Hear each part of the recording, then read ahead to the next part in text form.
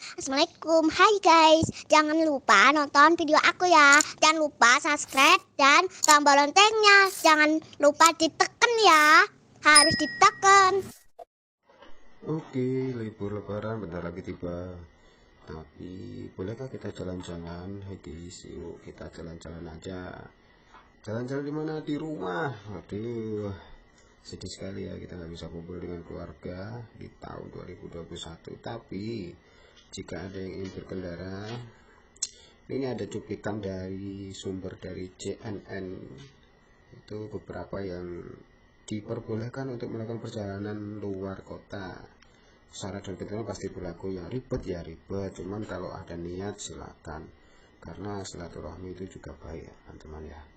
Oke, kita simak aja videonya dan monggo silakan.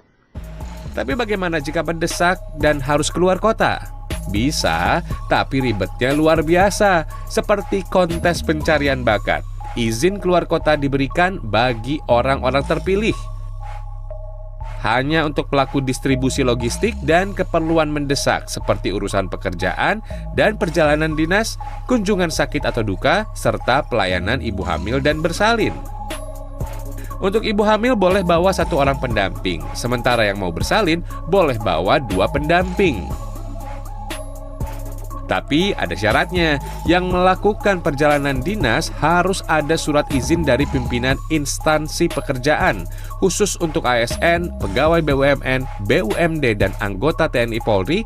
Surat izin pimpinan ini diberikan oleh pejabat setingkat eselon 2 dengan tanda tangan basah atau elektronik yang dibubuhkan langsung.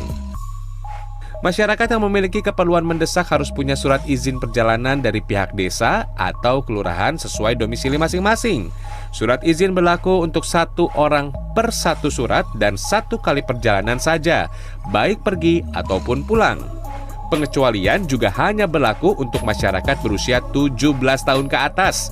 Ribet kan? Terima kasih sudah nonton video aku yang terbaru. Jangan lupa subscribe dan tombol loncengnya ya.